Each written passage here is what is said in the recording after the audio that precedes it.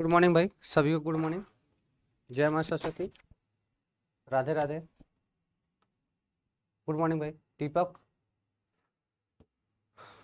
Good morning all of you. कैसे हो, ठीक हो सब लोग? चलो, सभी को गुड मॉर्निंग फिर से। आ जाओ फटाफट, लाइव जुड़ जाओ, फटाफट आ जाओ सब लोग। प्रिंस वर्मा आ गए, अच्छा अच्छा, सभी गुड मॉर्निंग भाई। चलो सेशन को स्टार्ट करते हैं, ठीक है ना। वैसे भी 2-4 मिनट लेट हो चुका है, तो इसलिए जल्दी से स्टार्ट करते हैं। ठीक बेटा, आ जाओ। तो देखो, उस दिन हम पढ़ क्या रहे हैं, सेलों का संयोजन। क्या पढ़ रहे हैं बेटा? सेलों का संयोजन।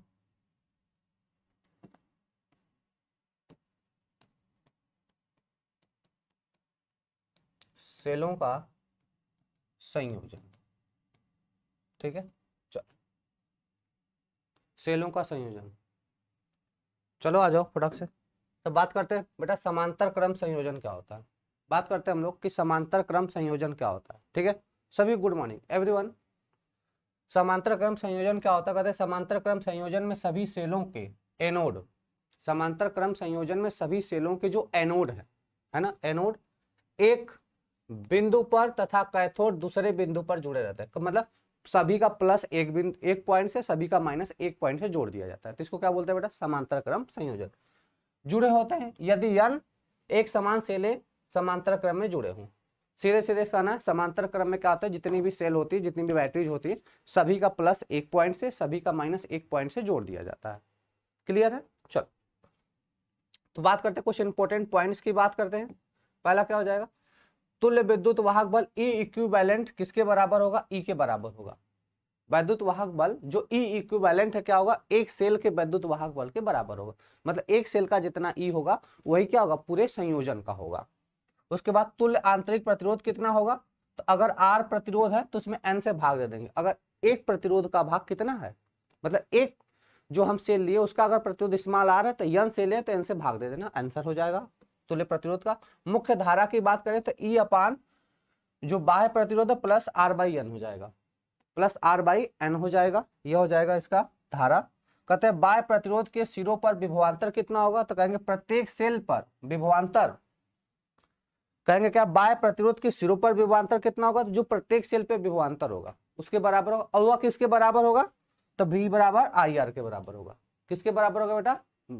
V बराबर IR के बराबर होगा। कहने का मतलब है कि इसके सिरों पर विभवांतर कितना होगा। जैसे दोनों सिरों A और B सिरा दिया हो तो सिरों पर विभवांतर कितना होगा?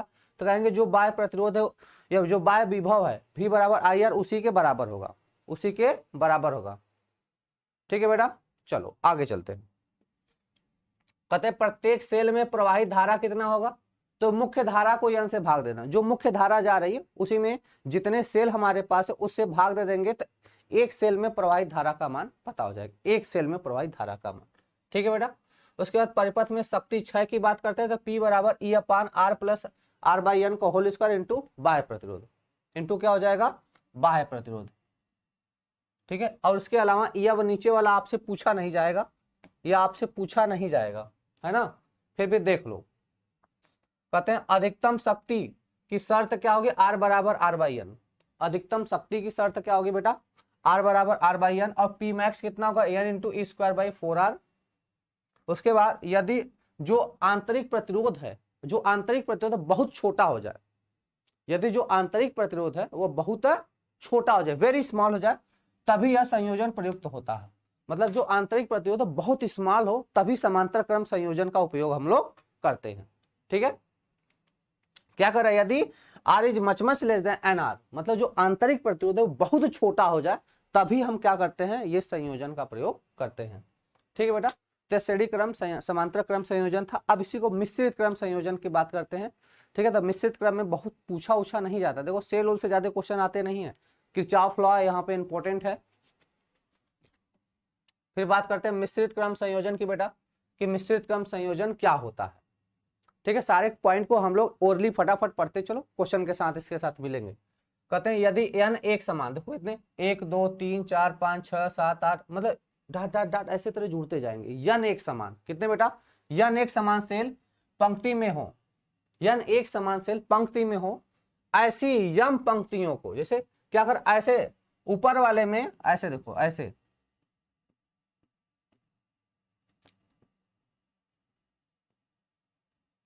कितने जोड़ दिए जाए, n जोड़ दिए जाए, और ऊपर से नीचे ऐसे पंक्ति में कितने जोड़ दिए जाए, ऐसे तरह नीचे भी आएंगे तो नीचे भी कितनी बार जोड़ेंगे, नीचे कितनी बार डाट m बार जोड़ो, मतलब ऐसे कितनी बार n बार, और ऊपर से नीचे कितनी बार m बार जोड़ दो। समांतर क्रम में जोड़ा गया है, ऐसे n श्रेणियां जोड़ दी गई और इसे m श्रेणियां जोड़ दी गई। तब क्या होगा, संयोजन का तुल्य प्रतिरोध, संयोजन का तुल्य वैद्युत वाहक बल कितना होगा, E बराबर NE होगा। E इक्विवेलेंट बराबर क्या होगा बेटा, NE होगा। मतलब सभी प्रतिरोध सभी सेल का जो वैद्युत वाहक बल है और कितने जोड़े गए हैं, एक सीरीज में कितने जोड़े गए, ऐसे में क्षैतिज में n श्रेणियां, तो n का गुणा कर दो, n का क्या कर दो बेटा, गुणा कर दो। ठीक है,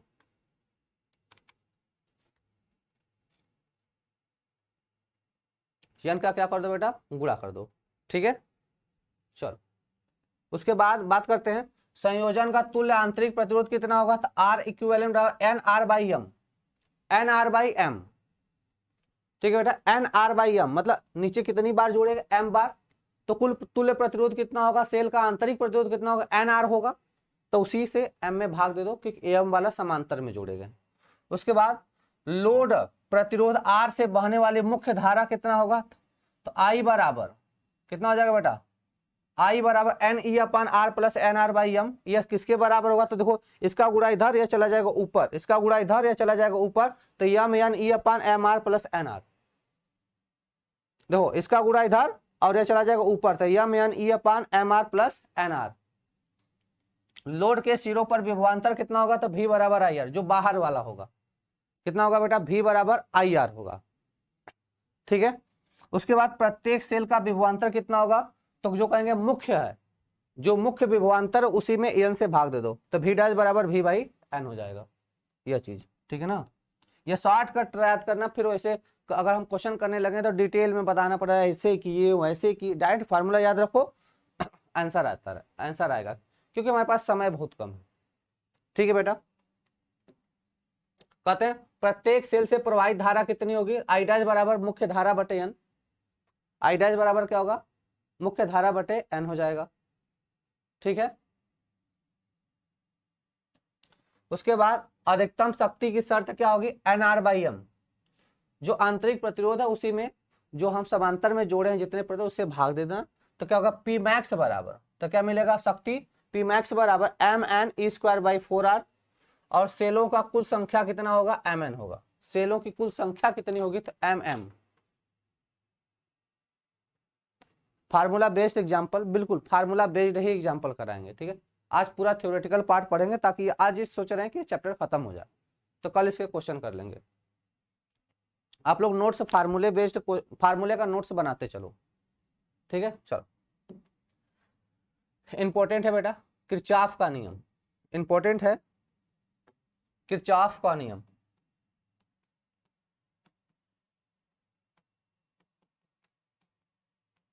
बेटा किरचॉफ के दो नियम है, किरचॉफ के कितने नियम है बेटा, किरचॉफ के कितने नियम है, दो नियम है। कितने नियम हो गए, दो नियम। किरचॉफ के कितने नियम है बेटा, दो नियम है। पहला क्या होता है, जिसको हम लोग कहते हैं संधि का नियम, क्या कहते हैं बेटा, संधि का नियम, संधि का नियम है ना।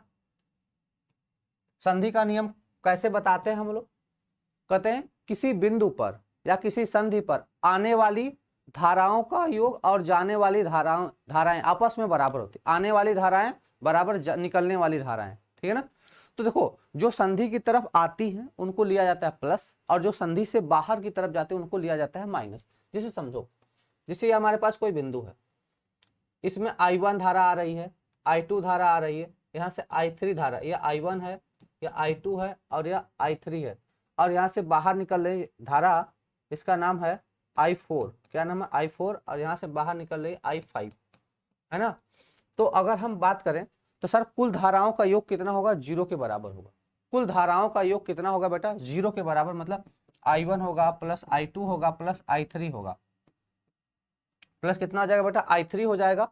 अब देखो यह संधि की तरफ आ रही थी और यह I4 और I5 क्या हो रहा है, बाहर जा रहे हैं, तो माइनस I4 माइनस I5 हो जाएगा, बराबर का होगा 0।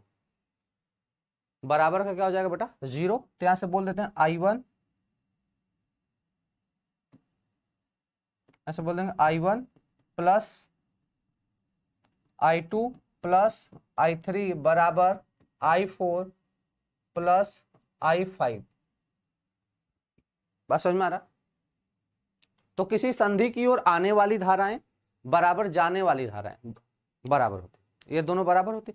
या फिर समझो किसी संधि पर संपूर्ण धाराओं का योग शून्य होता है, या फिर इसी को हम स्टेटमेंट में भी बोलते हैं, किसी संधि पर संपूर्ण धाराओं का योग कितना होता है बेटा, शून्य होता है। ठीक है, तो यह काम किस पे करता है, इसको हटा दे थोड़ा सा, यह काम किस पे करता है, आवेश संरक्षण पे काम करता है, आवेश संरक्षण पर काम करता है। बात समझ में आ गया। इसी तरह दूसरा है जिसको कहते हैं बंद पास का नियम,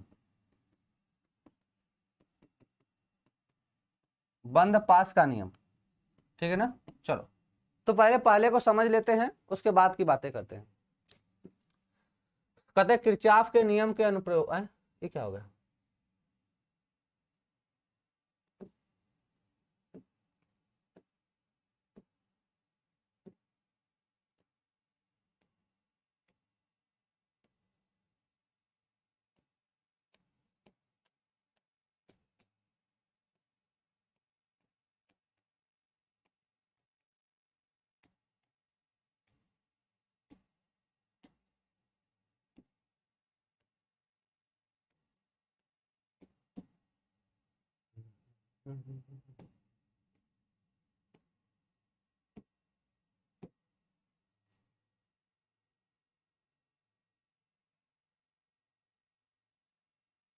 चलो बेटा। तो बात करते हैं किरचॉफ का नियम। किसकी बात करते हैं, किरचॉफ का नियम। ठीक है, ज्यादा ध्यान देना। जैसे देखो ये हमारे पास कोई पॉइंट है, जैसे कोई संधि है, इसमें कितना आ रही है, I1 धारा, या यहाँ से I2 धारा बाहर निकल रही है, फिर यहाँ से I3 धारा भी क्या निकले बाहर, और यहाँ से I4 बाहर निकले, I3 आ रही अंदर। तो यहाँ इसके अनुसार हम लोग क्या लिख देंगे, तो जो अंदर आ रहा है उसे प्लस, तो देखो ये I1 आ रहा है अंदर, तो I1 प्लस I3 भी जा रहा है अंदर, तो I3 minus I2 minus I4 तो बराबर 0 लिख सकते हो। संपूर्ण योग क्या होता है, 0 होता है। ठीक है बेटा, तो इधर पक्षांतर कर दो, तो I1 प्लस I3 बराबर I2 प्लस I का 4। तो किसी संधि पर सिंपल सिंपल समझो, अगर किरचॉफ का प्रथम नियम क्या कहता है, किसी संधि पर आने वाली धाराओं का योग बराबर निकलने वाली धाराओं का योग, यह होता है। या फिर दूसरे स्टेटमेंट में कहते हैं किसी संधि पर धाराओं का जो संपूर्ण योग होता है वह 0 होता है। संपूर्ण योग क्या होता है बेटा, 0 होता है। तो कहते हैं किरचॉफ का प्रथम नियम क्या हो जाएगा, कहते हैं इस नियम को संधि का नियम या धारा का, इस नियम को संधि का नियम या धारा का नियम भी कहते हैं। इस नियम के अनुसार किसी संधि पर मिलने वाली, इस नियम के अनुसार किसी संधि पर मिलने वाले समस्त धाराओं का बीजगणितीय योग शून्य होता है, अर्थात summation of EI equal to summation of I equal to 0, summation of I equal to क्या हो जाएगा बेटा, 0 हो जाएगा। ठीक है भाई, आगे चलते हैं। फिर इसी में अगले पॉइंट की बात है, किसी परिपथ में किसी संधि पर आने वाली समस्त धाराओं का योग, ध्यान देना बहुत इंपॉर्टेंट लाइन है, किसी परिपथ में किसी संधि पर आने वाली समस्त धाराओं का योग संधि से जाने वाली धाराओं के योग के बराबर, मतलब I1 प्लस I3 बराबर I2 प्लस I4 लिख सकते हो, जैसा मैंने बताया। यह नियम साधारण रूप से आवेश संरक्षण का नियम है। यह नियम क्या, साधारण रूप से आवेश संरक्षण का नियम है, मतलब that's working in the conservation of charge.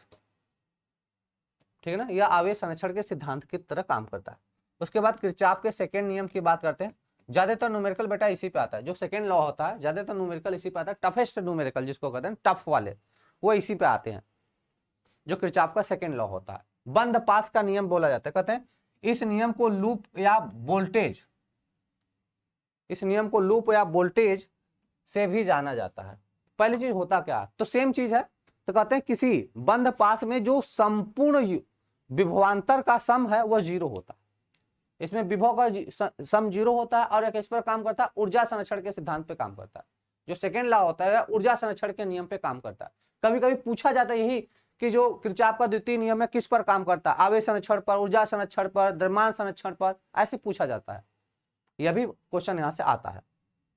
बात करते हैं, तथा इस नियम के अनुसार किसी बंद लूप में, इस नियम के अनुसार किसी बंद लूप में होने वाले विभव परिवर्तनों का साधारण बीजगणितीय योग शून्य होता है। मतलब जो विभवों का बीजगणितीय योग होगा वह क्या होगा, 0 होगा। मतलब समेशन भी इक्वल टू 0।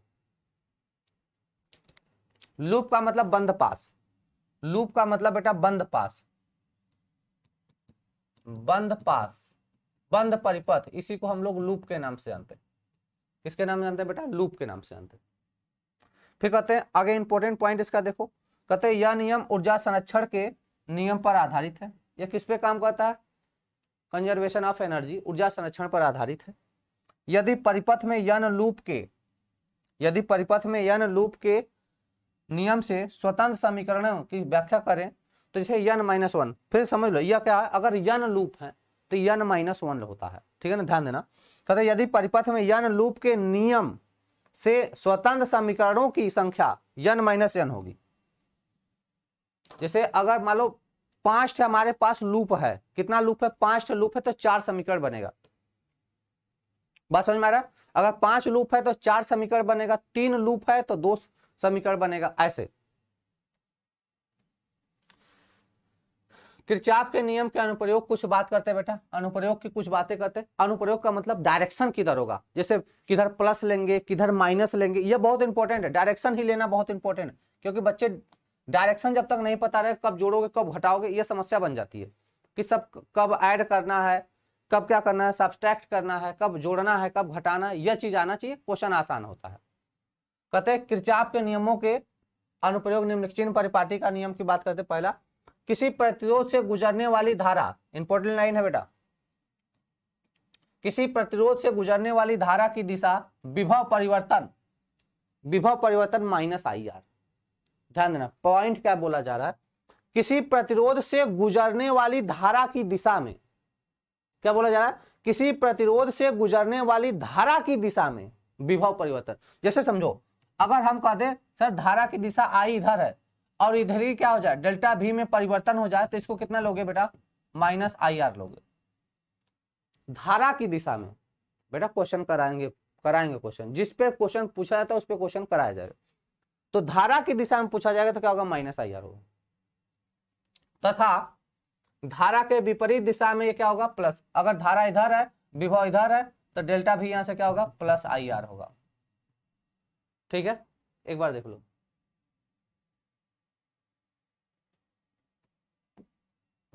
अब इसमें ध्यान दो। जैसे क्या है, ये धारा की दिशा है, यह हमारे पास पॉइंट A हो गया, यह पॉइंट B हो गया, यह प्रतिरोध R है, ठीक है।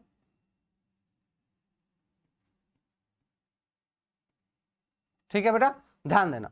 तो यह I का डायरेक्शन इधर है तो इधर ही अगर हम विभव परिवर्तन देखेंगे,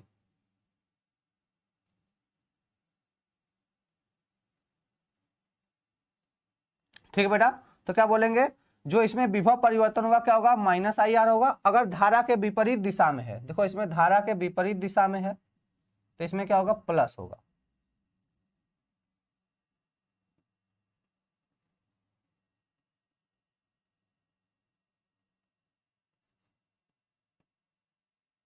इसमें क्या हो जाएगा, +IR हो जाएगा। इसमें क्या हो जाएगा, +IR हो जाएगा। बात समझ में आ रहा है बेटा, यह डायरेक्शन की बात होगी। किसी को कोई समस्या, एनी प्रॉब्लम?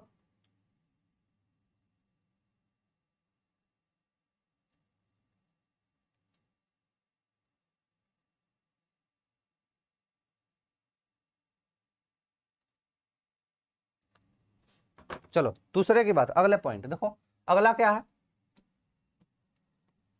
कहते हैं किसी विद्युत वाहक बल स्रोत के, अगला पॉइंट जरा ध्यान देना, किसी विद्युत वाहक बल स्रोत के ऋणात्मक सिरे से, ऋणात्मक सिरे से क्या कर रहा है बेटा, माइनस वाले सिरे से, किसी विद्युत वाहक बल स्रोत के ऋणात्मक सिरे से धनात्मक सिरे की ओर, क्या करा, ऋणात्मक सिरे से,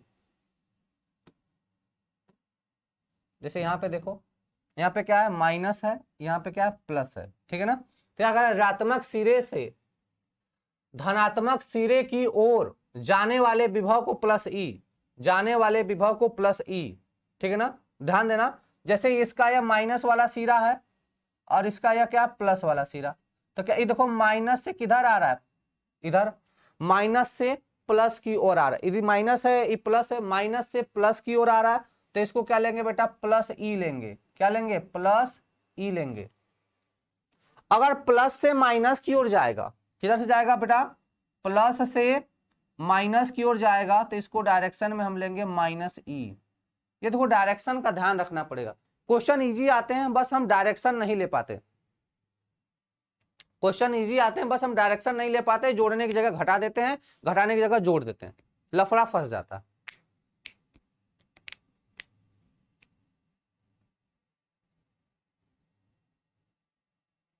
ठीक है बेटा, तो देखो अगर हम माइनस से प्लस की ओर है, देखो माइनस से प्लस की ओर आएंगे प्लस ई डायरेक्शन, अब प्लस से माइनस की ओर चलेंगे माइनस ई डायरेक्शन, ठीक है। अगला बेटा कहते हैं किसी संधारित्र के ऋणात्मक सिरे से धनात्मक सिरे की ओर, किसी संधारित्र के ऋणात्मक सिरे से धनात्मक सिरे की ओर जाने पर विभव परिवर्तन प्लस क्यू बाई सी होगा। क्या करें बेटा, अगर किसी संधारित्र के का माइनस सिरे से हम लोग प्लस सिरे की ओर चलेंगे तो क्या करें, विभव परिवर्तन क्या होगा, प्लस क्यू बाई सी होगा, प्लस क्यू बाई सी होगा, प्लस क्यू बाई कितना होगा, सी होगा। उसके बाद कह रहा है कि अगर जबकि इसके विपरीत दिशा में विपरीत हो जाएगा, विपरीत दिशा में अगर हम प्लस से माइनस चलेंगे तो क्या होगा, माइनस क्यू बाई सी हो जाएगा। या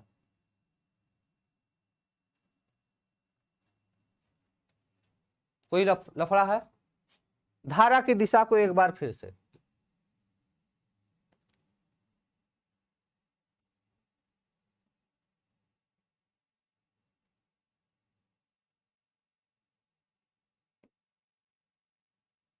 क्या है भाई,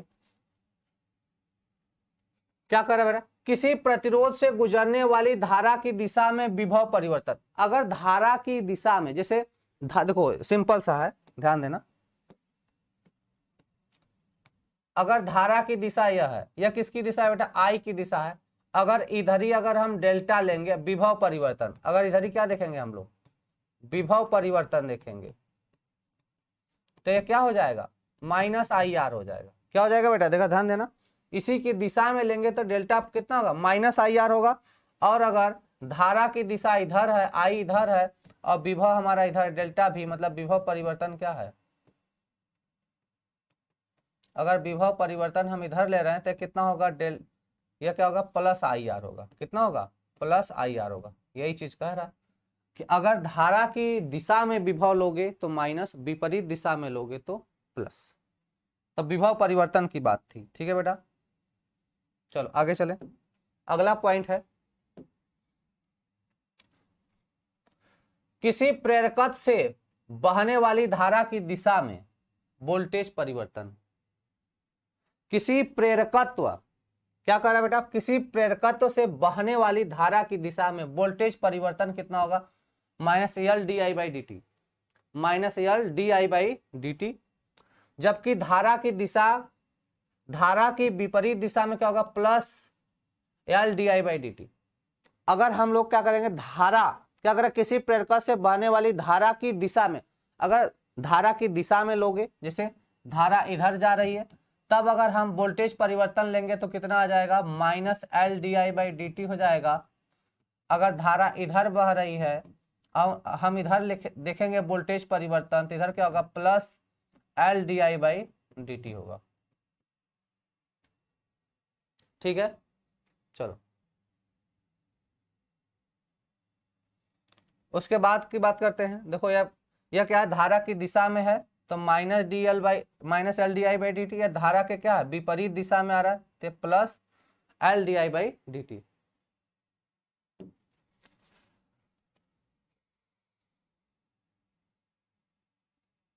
चलो बेटा अगला क्या है, विभव मापी यंत्र क्या होता है। विभव मापी यंत्र कुछ ज्यादा पढ़ने होने की जरूरत है नहीं, बस एक लाइन का है, स्टेटमेंट टाइप का कभी कभी क्वेश्चन आता है तो स्टेटमेंट मैं पढ़ दे रहा हूँ, ठीक है, स्टेटमेंट टाइप में आता है कभी कभी, बहुत रेयर केस में, न के बराबर मान लो। कहते हैं धारा मापी क्या होता है, कहते हैं एक ऐसा यंत्र है जो इसमें से प्रवाहित होने वाली अल्प धारा को, क्या कर रहा है बेटा, यह एक ऐसा यंत्र है जो इसमें से प्रवाहित होने वाली अल्प धारा को विक्षोभ द्वारा प्रदर्शित करता है। अल्प धारा का मतलब क्या है, जैसे ये देखो इसमें सुई है, जैसे ऐसे क्या है विभव मापी है, इसमें ऐसे सुई लगा रहेगा, अगर इसमें दो वायर लगा तो इसको अगर हम कनेक्ट कर देंगे, एक प्लस होता है एक माइनस होता है, अगर इसको हम कनेक्ट कर दिए रहेंगे अपने सर्किट से तो जैसे ही धारा बहेगी तो यह हिलने लगेगा, ऐसे क्या होगा, ऐसे वेरिएशन करेगा तो हम समझ जाएंगे कि इसमें से धारा जा रही है। ठीक है बेटा, कहते हैं एक ऐसा यंत्र है जो इसमें से प्रवाहित होने वाली अल्प धारा को विक्षेप मतलब ऐसे हिलता है द्वारा प्रदर्शित करता है। धारा मापी को नहीं मापता है। यह क्या कहता है, धारा मापी धारा को नहीं नापता है। इंपॉर्टेंट पॉइंट है, इंपॉर्टेंट पॉइंट क्या है कि जो धारा मापी है वह धारा को नहीं नापता है, जो धारा मापी वह धारा को नहीं नापता है। ठीक है, हेलो बना रहे,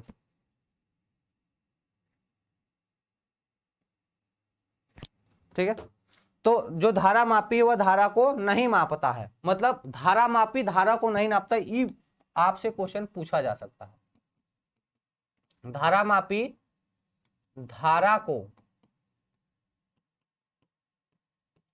नहीं मापता है। अगला है धारा मापी, अगला क्या हो जाएगा बेटा, धारा मापी विभिन्न प्रकार के होते हैं, जैसे में चल कुंडली धारा मापी, जैसे में चल कुंडली धारा मापी,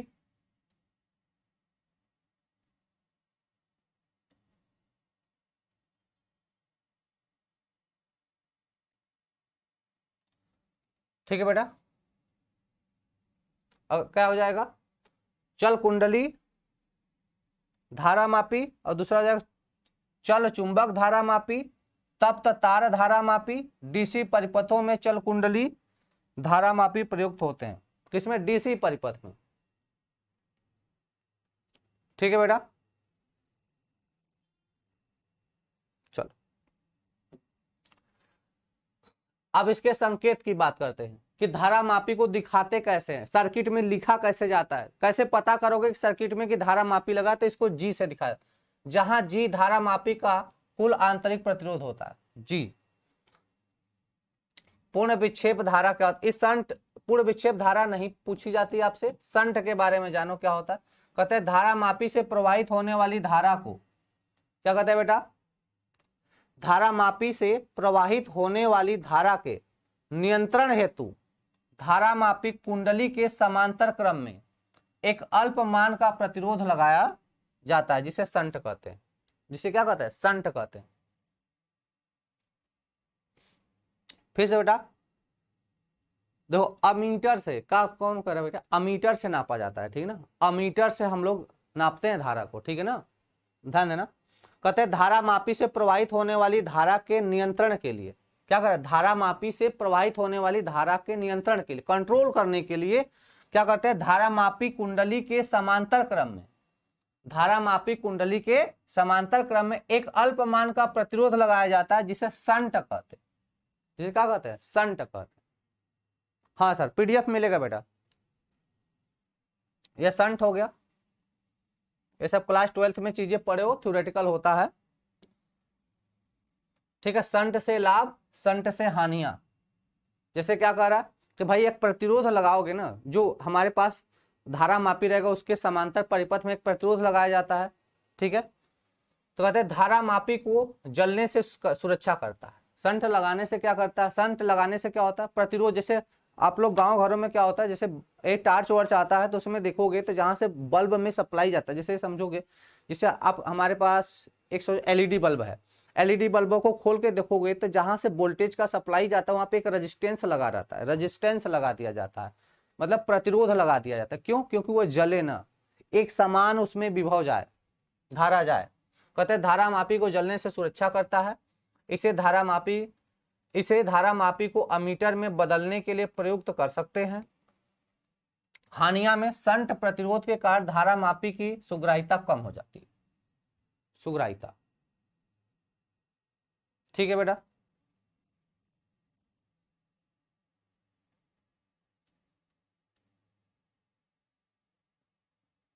चलो अब अगला हम लोग पढ़ेंगे अमीटर। डाउट है कुछ तो लास्ट में बोलना, मैं समय दूंगा, 5 मिनट समय दूंगा, उसमें कमेंट करना क्या डाउट है, उसमें कमेंट करना, बताएंगे बेटा। अगला बात करते हैं बेटा अमीटर क्या होता है। अगले टॉपिक की बात करते हैं बेटा अमीटर क्या होता है।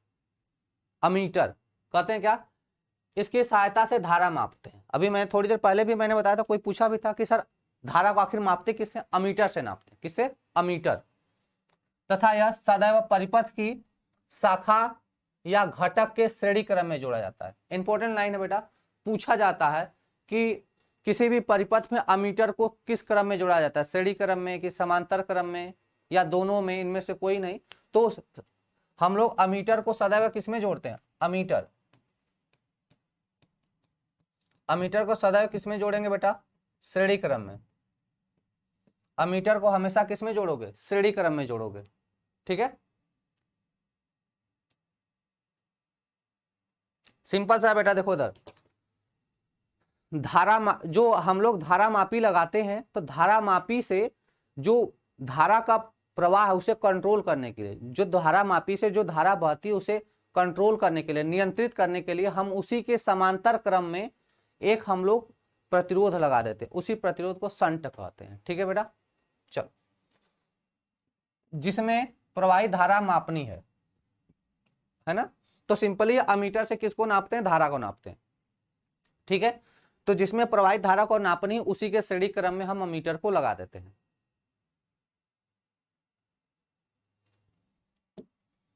दूसरी पॉइंट किसके, इंपॉर्टेंट पॉइंट्स की बात करते हैं।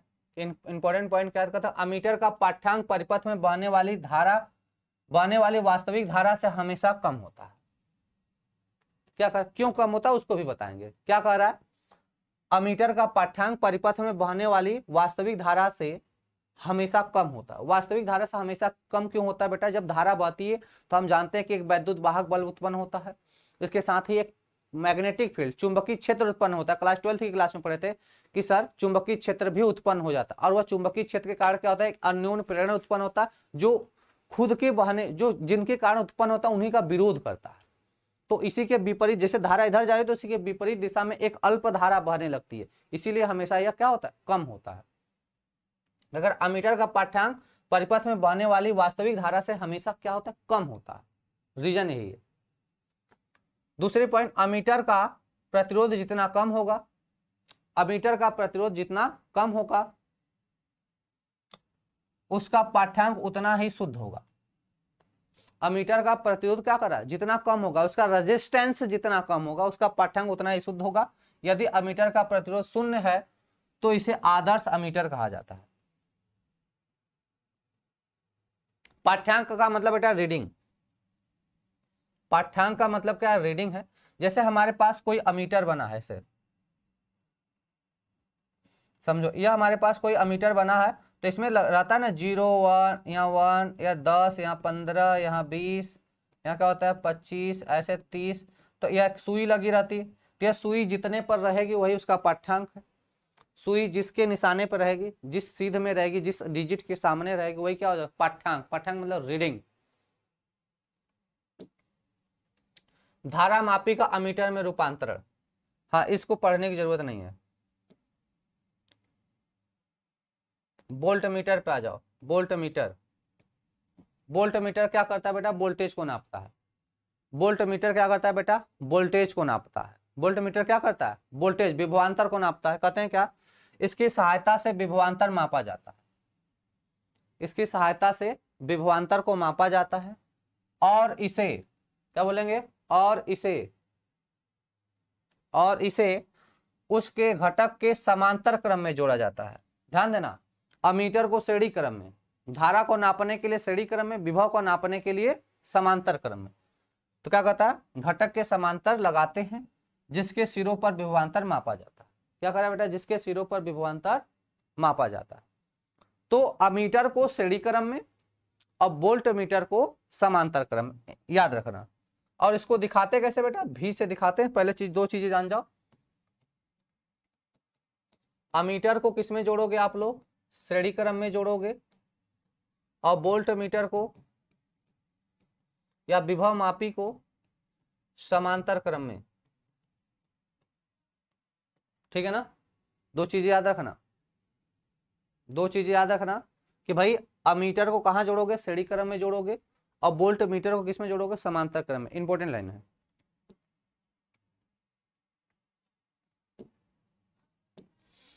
फिर कहते हैं कि आप वोल्ट मीटर का पाठ्यांक वास्तविक मान से हमेशा कम होता है। इसका भी पाठ्यांक क्या होगा, वास्तविक वैल्यू से हमेशा क्या होगा, कम होगा, क्योंकि कुछ तो हीटिंग में जाएगा, है ना, कुछ प्रतिरोध के कारण क्या होगा, कुछ कम हो जाता है। ठीक है ना, कुछ चीजें कम हो जाती। कहते हैं वोल्ट मीटर का प्रतिरोध जितना अधिक होगा, वोल्ट मीटर का प्रतिरोध जितना अधिक होगा, उसका पाठ्यांक उतना ही शुद्ध, उसका पाठ्यांक उतना ही शुद्ध होगा। एक आदर्श वोल्ट मीटर का प्रतिरोध अनंत होता है। दोनों चीजें विपरीत बोली जा रही हैं। अमीटर का प्रतिरोध जितना कम होगा उतना शुद्ध रीडिंग देगा, और वोल्ट मीटर में प्रतिरोध जितना ज्यादा होगा वह उतना शुद्ध रीडिंग देगा। दोनों चीजें एक दूसरे के विपरीत हैं। अर्थात इस उपयोग में मुख्य धारा का मान अप्रभावित रहता है। अर्थात इस उपयोग में मुख्य धारा क्या होती है, अप्रभावित। जो मेन धारा उस पर कोई भी डिफेक्ट नहीं आता है। ठीक है ना, चलो ये रूपांतरण आपको नहीं पढ़ना है। ठीक है ना, रूपांतरण हम लोग को नहीं पढ़ना है। हीट स्टोन सेतु, यहां से देखो इंपॉर्टेंट, इसको समझते हैं बेटा। यह हीट स्टोन सेतु यहां से हम लोग समझते हैं। ठीक है भाई, तो हीट स्टोन सेतु की बात करते हैं। तो हीट स्टोन सेतु क्या होता है बेटा, 4 रेजिस्टेंस का एक सेटअप होता है। 4 रेजिस्टेंस, 4 प्रतिरोधों का क्या होता है, एक निकाय होता है, जिसमें 4 प्रतिरोध होते हैं। जरा ध्यान देना।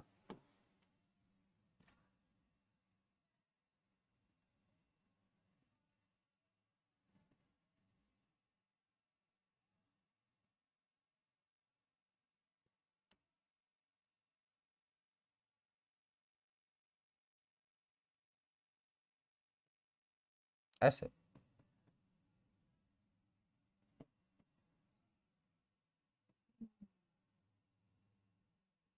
या कुंजी K1 हो गया, कुंजी K2 हो गया, P हो जाएगा, Q हो गया, R हो गया, S हो गया, प्रतिरोध का नाम है। ये हमारे पास मैंने बोल दिया AB है, या क्या प्लस है या माइनस है या E है। ठीक है भाई, देखो ये 4 प्रतिरोध का एक सेटअप होता है। काम कैसे करता है बेटा, तो पहली चीज है कि जब प्रतिरोध संतुलन की स्थिति में हो, जब यह हीट स्टोन, इसको हीट स्टोन सेतु बोला जाता है, ब्रिज टाइप में। देखो ब्रिज टाइप में लगता भी है।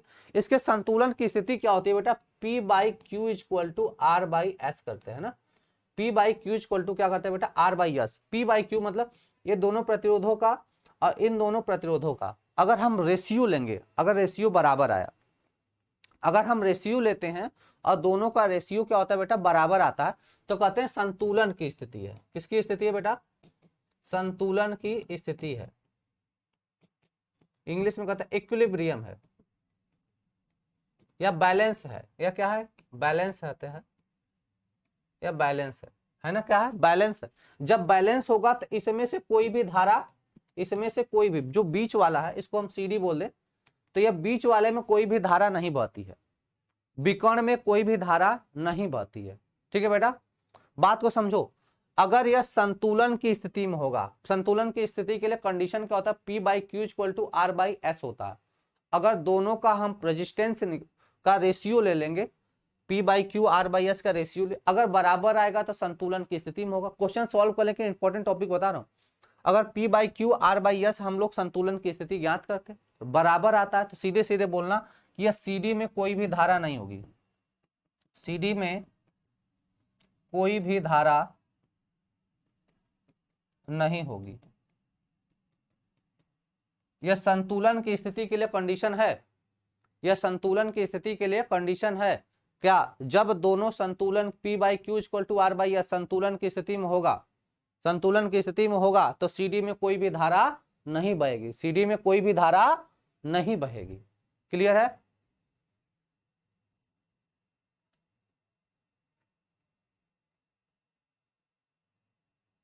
हाँ उस दिन इसी पे क्वेश्चन था, आगे भी क्वेश्चन रहेगा, ठीक है। हाँ आज चैप्टर खत्म हो जाएगा, आज चैप्टर खत्म हो जाएगा बेटा। आ जाओ बेटा, बात करते हैं हीट स्टोन सेतु 4 प्रतिरोधों की एक ऐसी व्यवस्था है। क्या कहेंगे बेटा? हीट स्टोन सेतु 4 प्रतिरोधों की एक ऐसी व्यवस्था है जिसका उपयोग एक अज्ञात प्रतिरोध का मान, अच्छा इसमें भी जान जाओ, P बाई क्यू को देखो, इसमें क्या होता है, P बाई क्यू का रेशियो पता रहता है, R रेजिस्टेंस होता है जो कि ज्ञात होता है या ज्ञात होता है, और यस क्या होता है, अज्ञात होता है। यस क्या होता है, अज्ञात प्रतिरोध होता है, और इसी यस की वैल्यू मैक्सिमम बार हमें निकालनी पड़ती है, इसी यस की वैल्यू, ये अज्ञात होता है। बैलेंस ना हो तो ऐसा क्वेश्चन ही नहीं आएगा आपके पास, बैलेंस ना हो तो, ठीक है, जिसका उपयोग एक अज्ञात प्रतिरोध का मान 3 प्रतिरोधों की मदद से ज्ञात करने में किया जाता है। मतलब 4 प्रतिरोध दिया रहेगा और 3 का पता रहेगा, ठीक है ना। हाँ बेटा बिल्कुल, ठीक है, 4 प्रतिरोध में से 3 प्रतिरोध का मान आपको पता रहेगा, एक का निकालना रहेगा, ठीक है।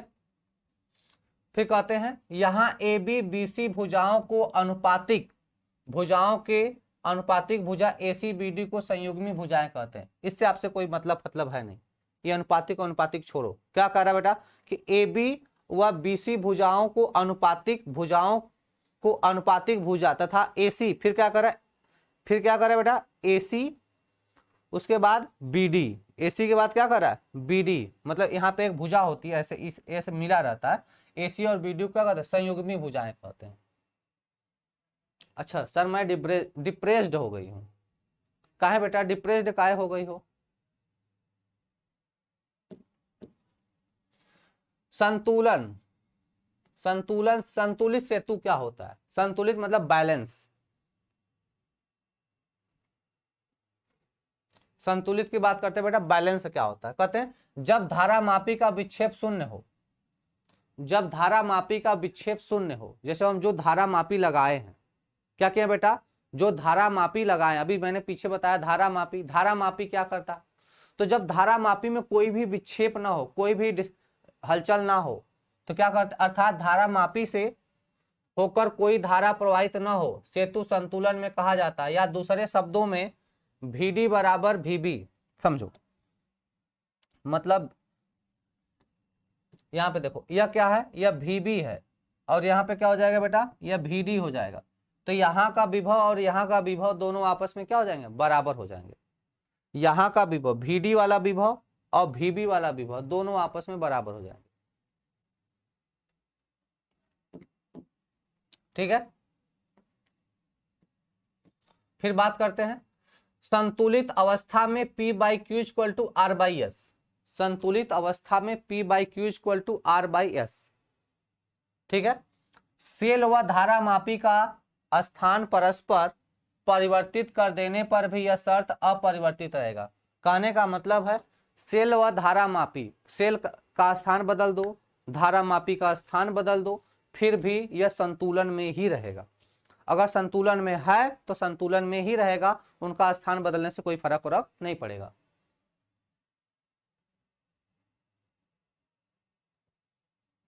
फिर बात करते हैं बेटा हीट स्टोन सेतु के अनुप्रयोग, फिर बात करते हैं बेटा हीट स्टोन सेतु के अनुप्रयोग। कहते हैं मीटर ब्रिज में करते हैं, पोस्ट ऑफिस बॉक्स में करते हैं, व कैरी फास्टर सेतु आदि में हीट स्टोन सेतु सिद्धांत आधारित है, जिनका उपयोग अज्ञात प्रतिरोध ज्ञात करने में किया जाता है। तो नॉर्मली आपको मीटर सेतु पढ़ना होता है, मीटर सेतु आपके सिलेबस में क्लास 12th में था, अब पोस्ट ऑफिस बॉक्स ये सब नहीं पढ़ना है, ठीक है ना। मीटर सेतु आप अपने क्लास 12th में पढ़ के आए हो।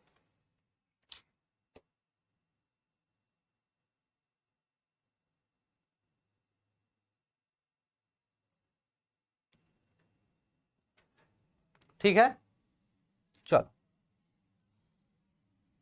मीटर सेतु के बारे में बात करते हैं। तो देखो मीटर सेतु में होता क्या है, मीटर सेतु में होता क्या है, देखो एल आकार की दो, ऐसे यल आकार की दो पट्टियां होती हैं, यल आकार की दो पट्टियां होती हैं, जिनको हम सेल से जोड़ते हैं। क्या करते हैं बेटा, सेल से जोड़ते हैं, जरा ध्यान देना। तो एक एल आकार की पट्टी यहां पर है, यह जनरली कॉपर की होती है, एक एल आकार की पट्टी यह है, दूसरी यल आकार की पट्टी यह है, दिख रहा है आपको।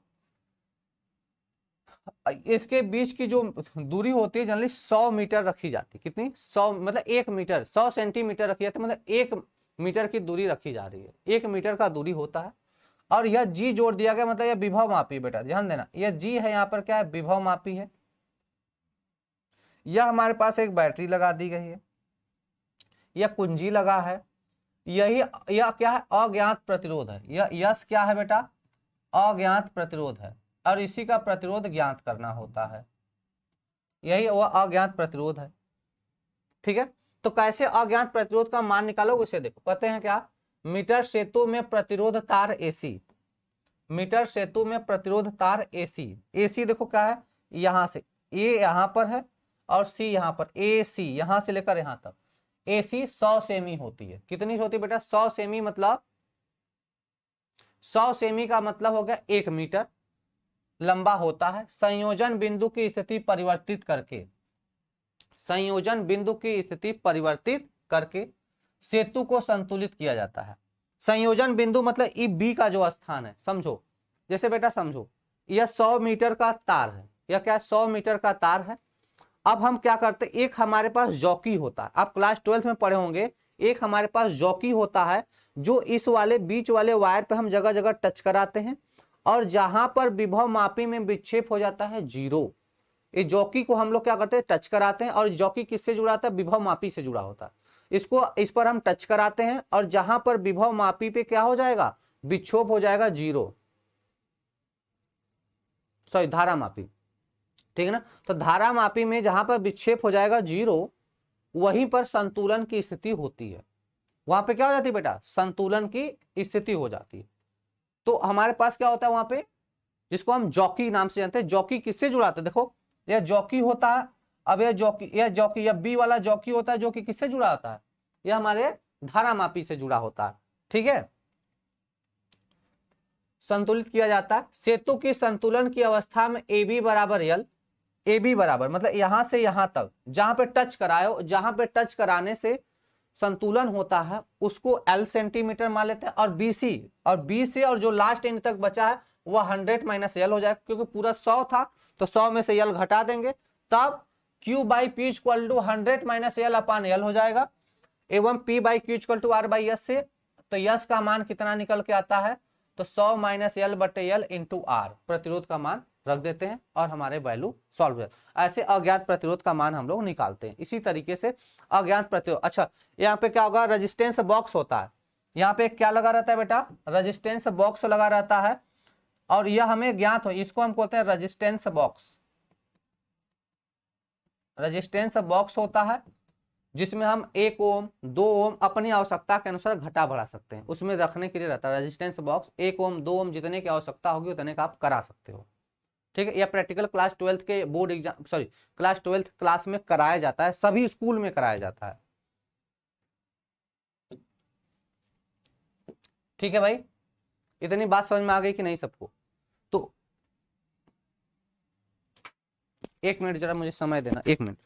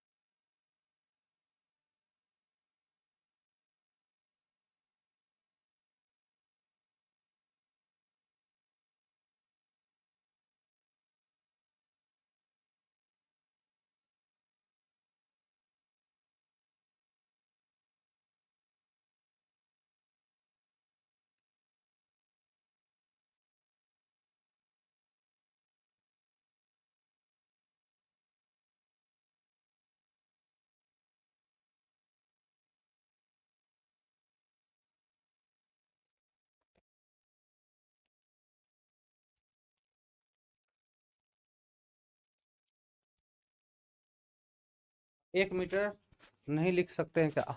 1 मीटर का मतलब मेरा सेंटीमीटर में सारे कैलकुलेशन यहाँ पे होते हैं, सेंटीमीटर में कैलकुलेशन करते हैं, ठीक है ना।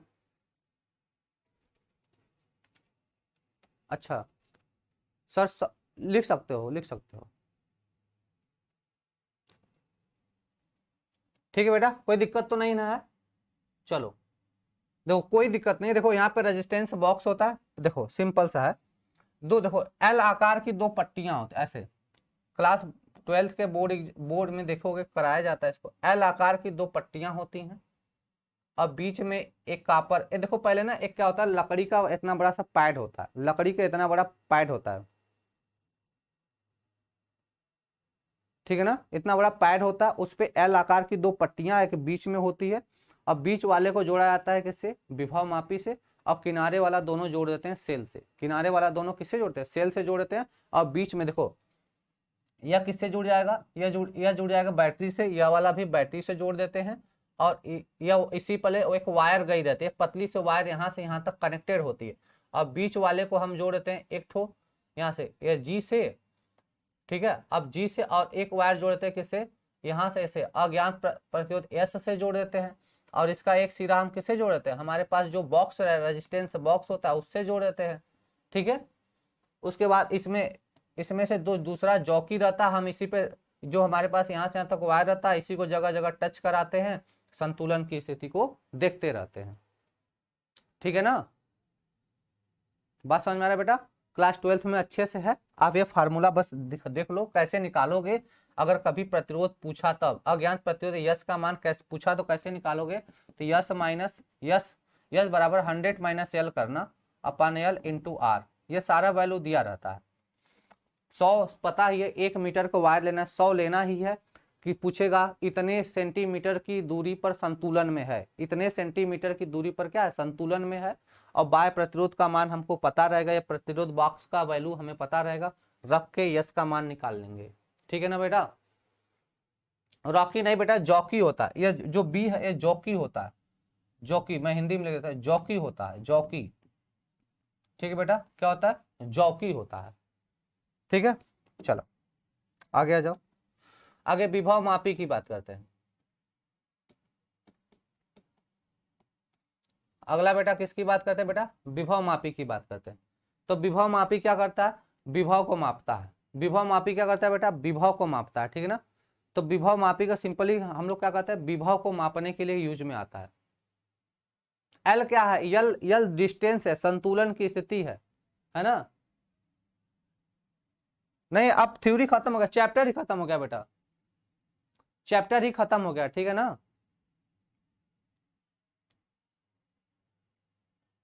ठीक बेटा, चैप्टर ही खत्म हो गया। और ऐसे भी विभव मापी के बारे में बस थोड़ा सा जान जाओ, जब संतुलन की स्थिति में होता है तो यह भी बराबर क्या होता है, आई आर के बराबर होता है ना, और यह के बराबर होता है। सिंपली जानो विभव मापी में संतुलन की स्थिति में क्या होता है, भी बराबर आई आर बराबर के बराबर होता है, ठीक है ना।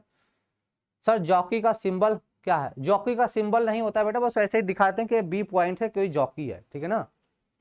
कोई जॉकी के लिए हम सिंपली जे यूज कर लेते हैं, जॉकी के लिए सिंपली अगर हम चाहें तो जे भी यूज कर लेते हैं, जॉकी के लिए क्या यूज कर लेते हैं, जे। विभव मापी विभव को मापता है, ठीक है बेटा,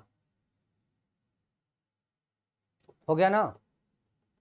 चल तो देखो विभव मापी के बारे में आप लोग क्लास 12th की बुक से पढ़ लेना, ठीक है ना। यह चैप्टर हो गया खत्म।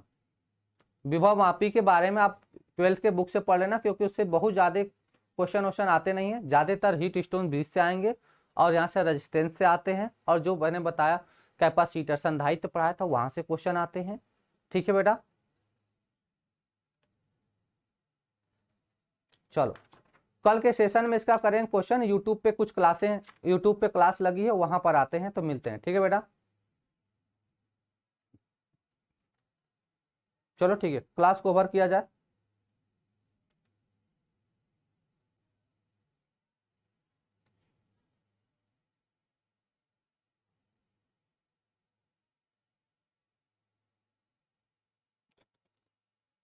जब जॉकी का यूज नहीं करते कुंजी क्यों निकाल देते, अरे कुंजी नहीं निकालोगे तो जो सेल लगा है उसका धारा का सप्लाई हमेशा होता रहेगा, तो क्या होगा, सेल का जो पोटेंशियल है कम हो जाता है।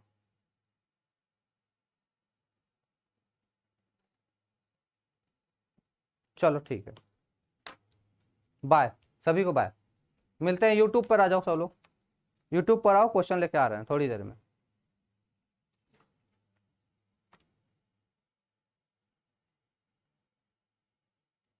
ठीक है।